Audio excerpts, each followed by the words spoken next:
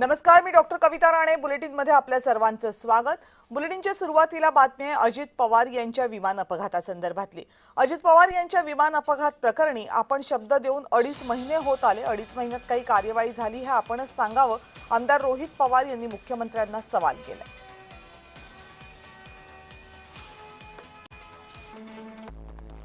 अजित पवार यांच्या अपघाताला उद्या 4 महिने पूर्ण होतील. अधिवेशनामध्ये बोलताना गुन्हेगारांना पाताळातून शोधून काढण्याचा शब्द दिला होता.